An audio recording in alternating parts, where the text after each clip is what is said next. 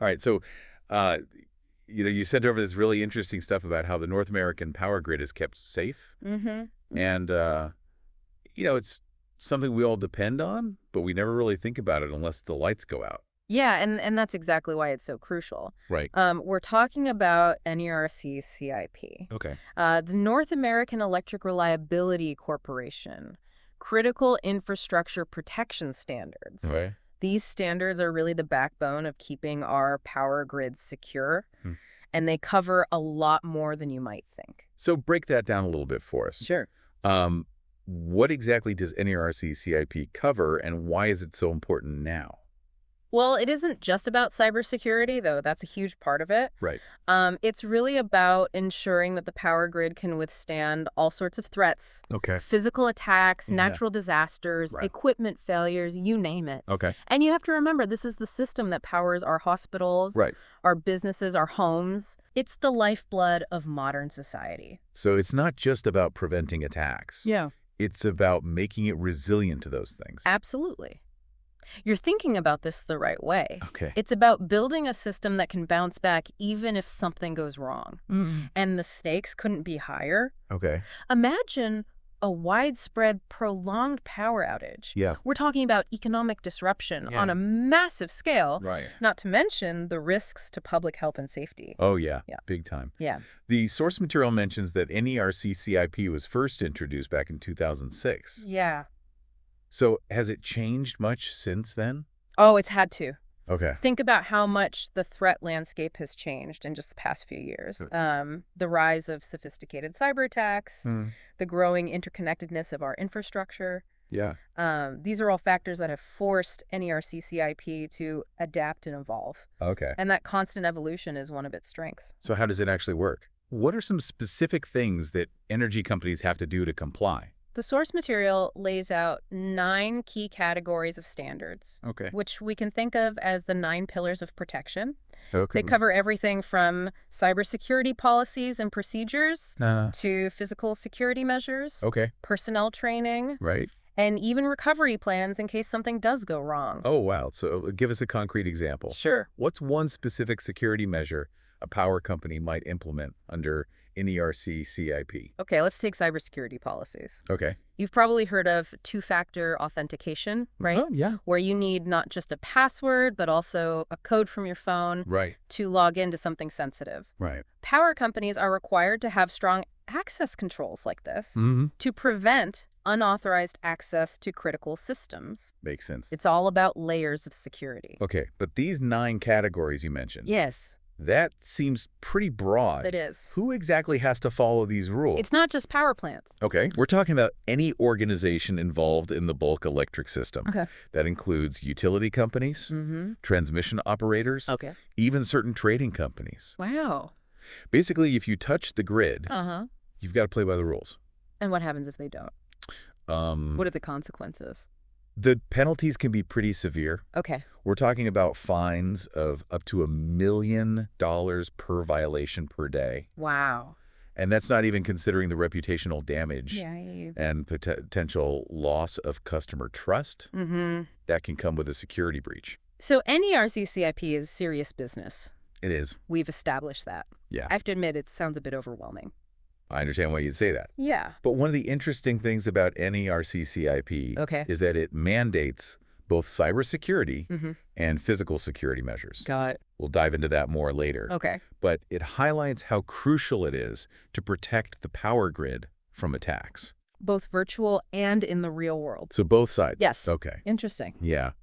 You touched on something important earlier about how overwhelming this can seem. And it's true. Yeah. NERC CIP compliance isn't just about checking boxes, Yeah. It's really about building a culture of security across entire organizations. Right.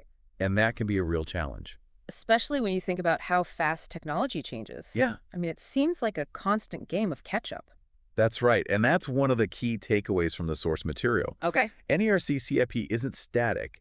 It's constantly being reviewed and updated. Okay. For instance, think about artificial intelligence. Okay. It's already being used by cyber criminals, Right. but it also has incredible potential for defense. So how could AI be used to protect the grid? Well, imagine an AI system that monitors the grid in real time, Okay. analyzing massive amounts of data Mm-hmm. to detect anomalies that could indicate an attack, something a human analyst might miss. The AI could pick up on instantly, Wow. allowing for much faster response times. So we're talking about AI as like a digital guardian, Yeah, constantly watching for threats. that's a great way to put it. Okay. And this is just one example. Right. AI can also be used to automate tasks, Mm, freeing up human personnel to focus on more complex issues. right. It can even be used to model potential attack scenarios, Wow. helping utilities proactively identify and address vulnerabilities. So AI is really going to change how we think about and implement NERC CIP in the future. I think so. Okay, so that's the future. What about right now? Yeah. What are some of the biggest challenges that energy companies face when it comes to complying with these standards today? Well, cost is a major factor. Okay. Implementing these security measures, Right on. especially for large, complex systems, requires significant investment. Okay. And then there's the challenge of finding and retaining qualified personnel Mm-hmm. who understand both the energy sector and cybersecurity.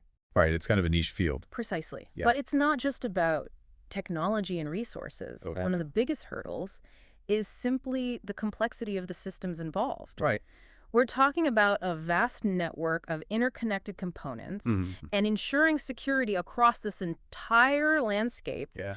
is a monumental task. So complying with NRC CIP can be quite a burden for these companies. It can. But the source material also highlighted some significant benefits. It does. Can you walk us through those? Absolutely. Okay. For starters, and this might seem obvious, Okay. but it's worth emphasizing, NRC CIP is about reducing risk. Okay. By implementing these security measures, energy companies are making it significantly harder for attackers to disrupt the grid. So peace of mind is a big benefit. It is. Okay. And that peace of mind translates into several other advantages. Okay. For instance, a more secure grid is a more reliable grid. Right. That means fewer outages, Makes sense. which benefits everyone, customers, businesses, the economy as a whole. So NRC CIP isn't just about preventing the worst case scenario. Yeah. It's also about improving the day-to-day functioning of the power grid. You're getting it. Okay. And let's not forget about the trust factor. Oh, yeah? When consumers know that their energy provider is taking security seriously, they're more likely to have confidence in the company. Right. In a world where cyber attacks are becoming increasingly common, that trust is a valuable asset. And it likely gives companies a competitive edge. You're right. Yeah. Demonstrating a commitment to NRC CIP compliance can be a differentiator in the marketplace, Okay. attracting customers who prioritize security and reliability. We've talked a lot about cybersecurity, We have. but the source material also stressed the importance of physical security measures. Yes. Why is that so crucial? Well, think about it. A physical breach of a substation or control center could just as easily disrupt the grid as a cyber attack. Oh, wow. Okay. And in some cases, a physical attack could even pave the way for a cyber attack. Oh, that's interesting. Remember, securing the grid is about addressing all potential vulnerabilities, not just the digital ones. So we need to think about security more holistically. Exactly. Yeah. And NERC CIP recognizes this. Okay. The standards cover things like perimeter security, access controls, even background checks for personnel. Wow. It's all about layers of protection, Okay. both physical and digital. So this is where it gets really interesting. It does. It's this convergence of the physical world and the digital world. Sorry, precisely. Yeah. And securing the grid means understanding how those two worlds intersect Right. and how vulnerabilities in one can impact the other. Very cool. Yeah. Yeah. Really makes you think about how something we totally take for granted, like electricity, Right. relies on this really complicated mix of technology and policy and people. And it's only going to get more complex, Right. as technology keeps evolving. The source material touched on this, but I think it's worth digging a little deeper. Think about the rise of the Internet of Things. Okay. Millions of devices, Right. from smart meters to industrial control systems, Yeah. all connected to the grid. That's a lot of ways in for attackers. It is. Yeah. And it's a challenge that NERC CIP is going to have to deal with Mm-hmm. in the years to come. Right. How do you secure a system that's constantly changing and growing? Right. How do you balance security with innovation? Well, that leads to an interesting question. Okay. Some critics would argue that NERC CIP is already too much, Yeah. that it's actually holding back innovation and driving up costs. Mm-hmm. What would you say to that? It's a valid concern. And it's definitely a balancing act. Yeah. But I think you have to remember what's at stake here. Right. We're talking about the infrastructure that powers our whole society. Everything. The potential consequences of a major outage are just too big to ignore. So security has to be the top priority. It has to be a top priority for sure. But that doesn't mean we can't be smart about it. Okay. We have to find ways to put security measures in place that are effective, but not too much of a burden. Okay. We need to encourage innovation in cybersecurity, Right. finding new and better ways to protect the grid. You've given us a lot to think about. What's one key takeaway you want our listeners to walk away with? I'd say this. Okay. NERC CIP is more than just a set of rules. It represents a commitment to protecting something that is essential to our way of life.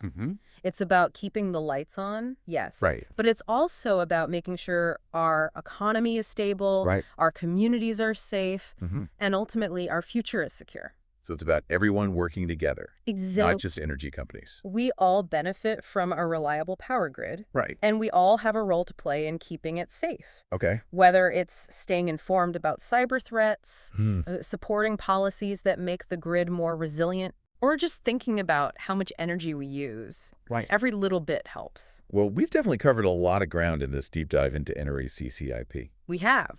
Hopefully you now have a better understanding of what it is, why it's important, and the challenges and opportunities it presents. Absolutely. And if this has piqued your interest, I hope it has. I encourage you to learn more. There's a ton of information available online. Right. And this is a topic that affects every single one of us. Right. The more we know about the systems that power our world, the better prepared we'll be for the future. Couldn't have said it better myself. Well, thank you for having me. Thanks for joining us for this deep dive into NERC CIP. My pleasure.